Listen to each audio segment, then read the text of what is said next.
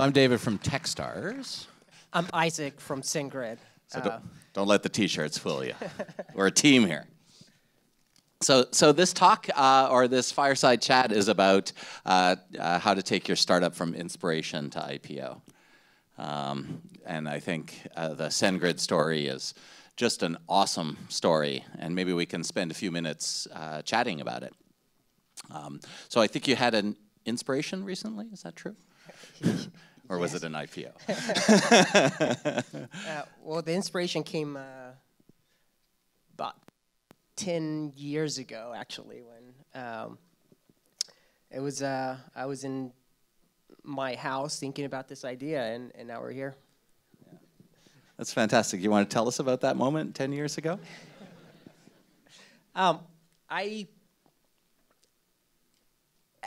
After college, I read the book. Well, actually, during college, I read the book Rich Dad Poor Dad, and the day after I read that book, I started creating businesses, and I failed multiple times, and every time I failed, I learned something, and I created the first business with a great team, and we failed, and we figured out that we needed funding.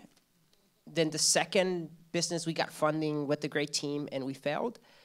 And one of the things that I noticed on these companies is that when we were delivering emails for account confirmations, that they weren't making it to the recipient, and so that was a missed opportunity for our company. So I decided to try to solve the problem. And so I worked a few months trying to solve the problem, and after a few months, I came up with a terrible solution. And because it was so terrible, I became passionate about this problem. So it's awesome, right? Because I think passion is what seems to be a really great predictor of startups that succeed. And Isaac came through our accelerator at Techstars in 2009. How many people were you then? 3. And how many people are you now? Close to 500. Yeah. And when you were 3, we fell in love. I remember being in the selection committee of choosing SendGrid to come participate, although SendGrid wasn't the name of the company at that time. Is that true? That's true. What was the name of that company? The name of our company was smtpapi.com. It's like, I'm sorry. And we saw that name and we're like, wow, those are some passionate nerds that started that company. Smitapi. Yeah, I still cannot understand why people don't get it immediately. So it's like, I'm like, okay, well, we pick the perfect name, and then it's like we wanted to be an email platform, and what a better name than the protocol name and then the application programming interface name combined. It's like twice as better. I mean, and it was very clear from everyone who worked with Isaac and his team from the start that that these guys were really going to go somewhere, and it was because they cared deeply, they cared passionately about solving a problem that really bothered them, and worked really, really hard to go do it. And you know, name, business, whatever, at that time, it was really more about solving the problem. It wasn't about making a lot of money or hiring a lot of employees or anything like that. Maybe it was. Was it about hiring a lot of money or making a lot of money and hiring a lot of employees? Did you ever think it could get this big? No, so the idea, when I talked to the co-founders, after I started creating this idea that was terrible after 2 months, I started talking to customers, and I went to a forum and said, hey, I have this solution. Does anyone have any email deliverability problems? And someone, it was a hosting company, said, oh, I have this problem, and by the way, I have hundreds of customers. So I was able to get, quote unquote, hundreds of customers through this reseller, and I called the co-founders and said, hey, co-founders, we can make about $10,000 a month and split this in half. So the idea was to make $5,000 on the side $10,000 on the side and divided between the founders. So, so I had no idea that it was going to get this big. And then as far as the money, we, after Techstars, this is August 2009 when the program ended. By November 2009, I was extremely broke. That's kind of when I was doing my funding, and then from being completely broke on November, and this is not being able to not having money to buy presents for your Christmas and for your kids' Christmas, and telling your kids that, oh, by the way, Santa Claus doesn't exist. So from there to 3 months later, and having a multi-million-dollar offer, and passing on that, that's kind of when I realized that it wasn't about money and it wasn't even about the founders, it was about the mission. So we decided to continue building the company and passing on that acquisition offer. And so now you're a publicly traded company. First experience working for a publicly traded company? Yes, it's in fact, Sanger is the biggest company I've ever worked for. Yeah. And it's tricky, right? Because now suddenly you're subject to insider trading rules, and you have to think about whether you're disclosing material, non-public information. So I have a few questions for you. My first one is, where do you think the stock price is going? We have a nice weather today. No. Are you enjoying the experience? I am. I think it's a great learning experience. It's not something where you flip a switch and then you're a public company. There's a lot of work behind it for years. We always wanted to be an IPO-worthy company, whether we went IPO or not. And this is what I mean by this is just having the discipline to have this machine working and working nicely, and being a public company, you have to have multiple rigorous processes to be able to do that, and we wanted to do that and we were preparing for this for a really long time. So the experience has been awesome in the sense that there's a lot of stuff to learn. There's a lot of when you're a private company, you're focusing on what your customers want and what the company needs and wants. Now you have to think about other people, so the investors and the public, and it's I think overall it's a great learning experience, and I think it's going to make us better in the long term. So do you have any advice for important lessons that you've learned along the way that you'd like to share with other startups that are just beginning their journey? So when someone's just starting, I think one of the things that, and this is what we learned at Techstars, is when we demoed so we wanted to be this SMTP API and this email platform, and our demo was to send an email through smtpapi.com. And on you still have that domain? Yes. And then on the recipient, we would put a phone number, and then you would put @phone, and then you would send it through smtpapi.com, and we would extract the text, translate it to Spanish, convert it to speech, and call a phone, because we wanted to show the power of this platform that we created. But when we went through Techstars, what we found is that we needed to have laser focus on something and try to become the best in the world at that thing. And then once you become the best in the world at that thing, then you could expand. And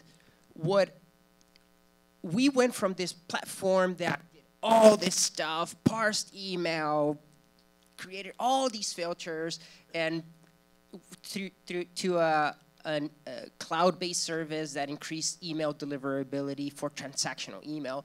We were so focused on transactional email, so or pitch or focus. The whole team was just laser focused on being the best cloud-based service for web applications that deliver transactional email. We later expanded to messaging that increases engagement for companies. And we introduced a marketing campaigns application on top of our platform. But that's just the beginning. And we've been here because of that focus, because we decided to say we're going to be laser focused on transactional email. So what I would recommend is that I know a lot of us have this huge vision to do many things with our company, but just be the best in the world at one single thing. So pick that one single thing, and until you're the best in the world at that thing, then try to do something else. So maybe one last question, and then we can take some questions from the audience. So think about your questions. You know, one of the things that we talk a lot about at Techstars is give first. It's one of our core values, and I was super happy to see Derek mention it as one of the 3 things that Startup Grind is focusing on over the course of the next couple of days. But I thought I'd ask you, Isaac, what does give first mean to you? So what give first to me means is being part of this ecosystem where the default mode is to give, but to give, you need to have someone take. And what makes a give first ecosystem special is that you know that the people that take only take when they need to take. And sometimes it might be your turn to take because of your needs. But once you understand that people take only when they need to take, it becomes the giving so special and so powerful.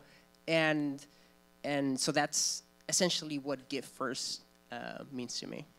You know, and you know, Isaac's company has 500 people and revenues of, you can disclose past revenues, maybe not. Close to, or over 100 million. 100 million in revenues, 500 people. Isaac is also, I learned in the green room, in his spare time doing an MBA at MIT. And he's giving by coming up here, traveling up here to come speak at this conference.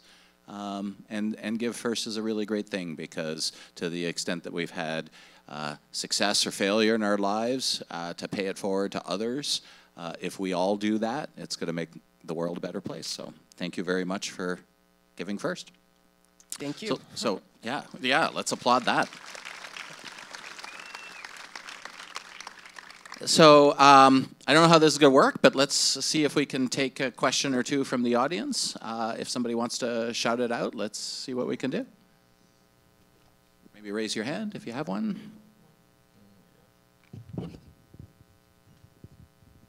No, yes, question over there.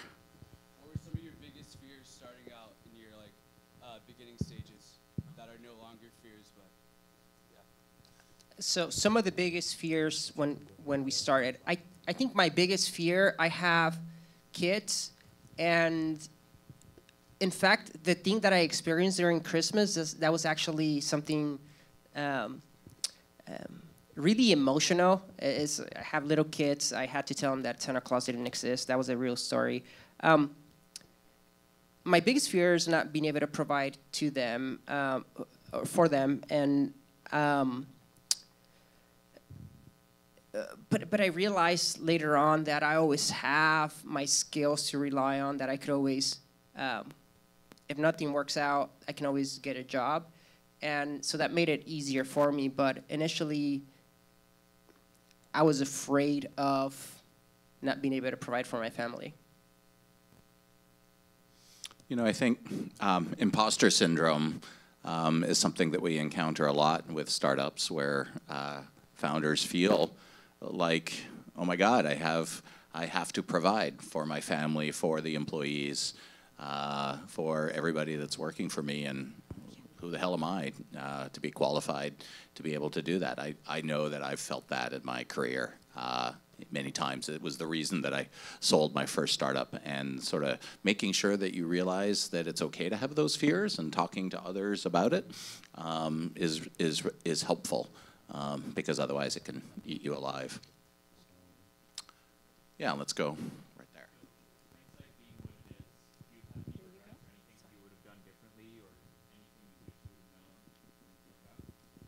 Any regrets?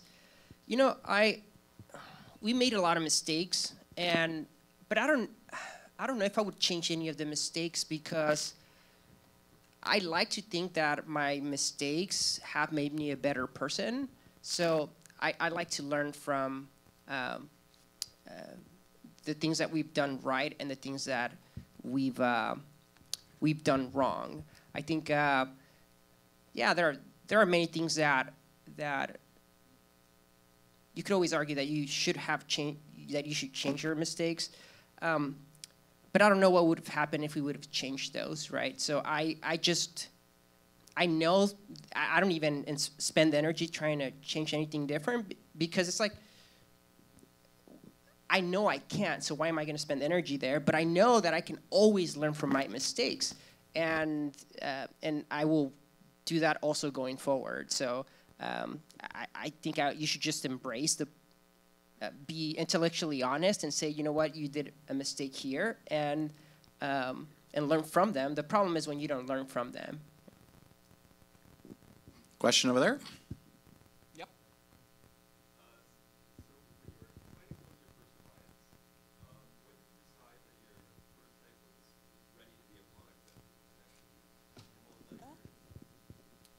So when did you decide that your prototype was good enough for your customers?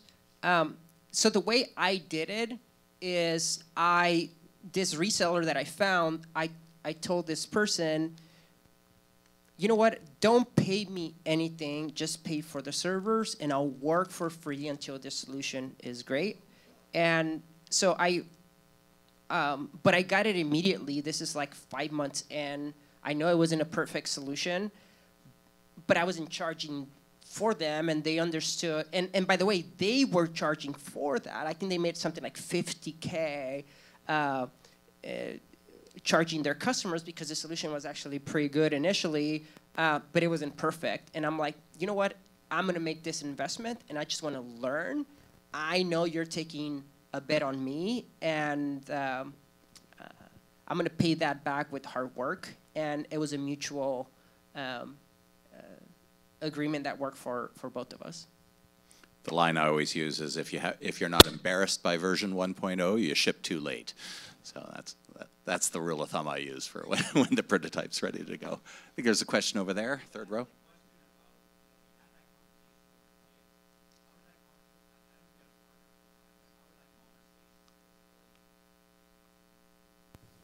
I get a mic. Yeah, you had that conversation with your kids about Santa Claus not existing, but how, I don't know if you had a partner at the time, but how do you have that conversation when, you know, they're counting on you too, and you're saying it's really tight right now? You know, is there a similar conversation or any kind of lessons you'd share around the relationship side? You know, it's so the foundation to everything. I've been married since I was 19, and my wife has been the foundation. I'm 38. She has been the foundation to everything that I do. So we are a team. So like a team in your company, you would talk to your family in the same way and be completely open about it. So my wife definitely helped. She has helped with everything that I do. And to have the conversation is really hard, right? Because it's emotional. We feel protective for our kids. So it's going to be a tough thing. But I'll tell you what, once you get through that stuff, out of all the times, all the experiences, all the Christmases that I've had with my kids, that's the one that I remember the most. And this is probably the ones that they remember the most, because it was the most special. It's the one where we came together as a family, and that's only Christmas, or one of the few days that we talk about the most, and we're going to talk about for the rest of our lives. So you can always embrace that and take a bad event into a good event. So now that event for us, it's a special event. Over here. What's your morning ritual like? Do you like prefer to sit on the right side of the table, or I mean, to sleep on the left or right side, or do you have any specific like quirks and superstition that you do, like you don't step on the line, or? Clearly, you're not asking me. No, so one important thing that I found creating companies is that every single day matters. Every single day. And when we have our vision, we think about our vision and how it's going to look and the output that this vision is going to generate. But we don't think about how we're going to get there, the path to get there. And we don't visualize every single day. And so sometimes we put, we don't think about how many hours we're going to work a day, when are we going to eat, when are we going to exercise, when are we going to spend time with our family. And the way I think about things is that if I die tomorrow, I don't want to say that I didn't want to do, that I didn't do something that I really wanted to do. So I don't work, I average about 12 hours a day when I work, but I work in chunks. So I work like 4 hours, then take a break and spend time with my family, then 4 hours, take a break, and maybe exercise and spend more time with my family. And I do that the whole day. I'm a boring person, so I don't have hobbies. I just work or family. And I have a routine that I developed, right? So it's like I have a routine when I spend time with my family, when I work out.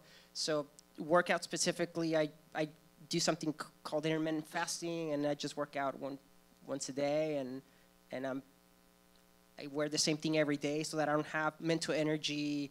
I don't spend like mental energy on things that that could be part of a routine. So.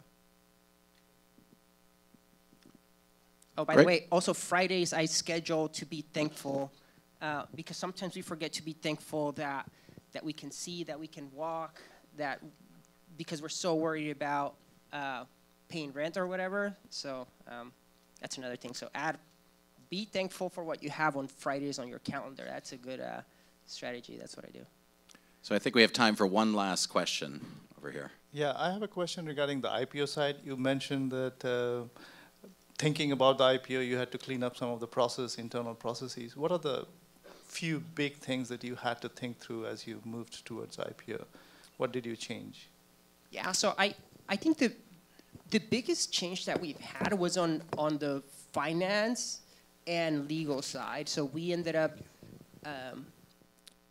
growing that team. They eventually drove this process.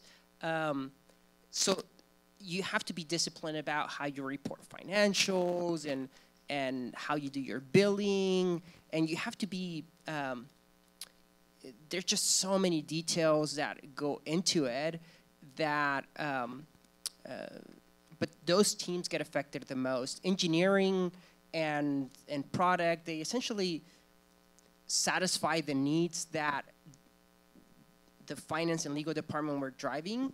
But the biggest change was that those teams grew as far as number of people. We even have an investor relations person that just does that full time. So, so yeah, I would say that those two departments would change the most. So unfortunately, we're out of time. The talk was about inspiration to IPO. I think Isaac and SendGrid are a fantastic story of that journey. Perhaps the first, we believe, the first company that's been through an accelerator that has IPO'd. And I want to thank Isaac for being part of the journey and sharing it with everybody. And if you could just join me in a quick round of applause. Thanks, Isaac.